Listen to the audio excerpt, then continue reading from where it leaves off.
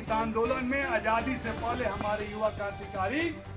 को मौत के घाट इन अंग्रेजों ने उतार दिया। तब जाकर पैदा हुए सरदार वल्लभ भाई पटेल, महात्मा गांधी, सरोजिनी नायडू,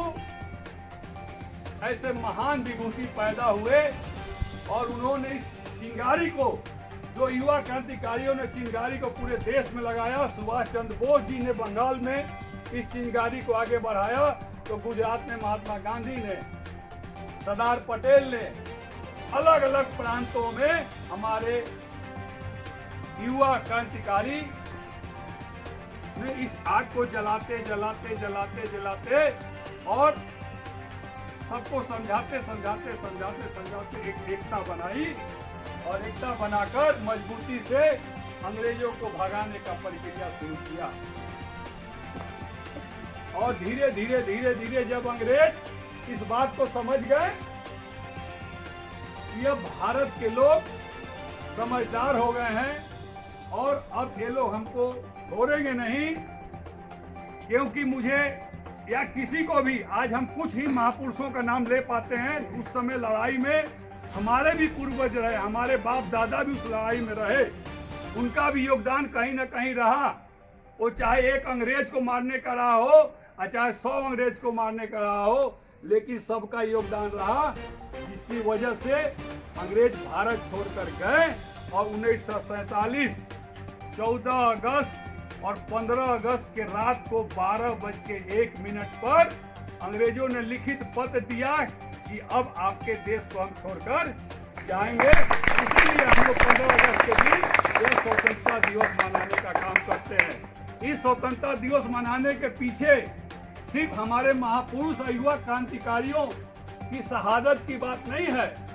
कि हम उनको याद करते हैं, हम उनके नाम से उनको जानकर इस स्वतंत्रता के बारे में जब याद करते हैं और तिरंगे को देखते हैं तो तिरंगा हमको अपनी माँ बाप की तरह लगती है,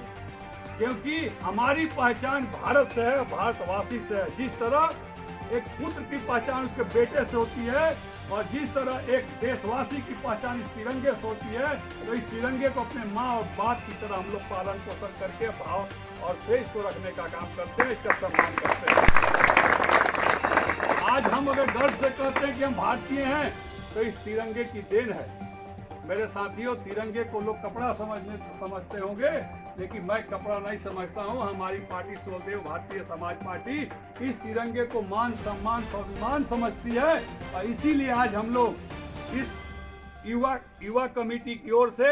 जिला कमेटी की ओर से और सुलदेव भारतीय समाज पार्टी की ओर से हम लोग अपने कैंप कार्यालय पर स्वतंत्रता दिवस मना रहे हैं। और इस स्वतंत्रता दिवस पर मैं एक संदेश देना चाहता हूं आप सभी को कि जिस दल में हम हैं,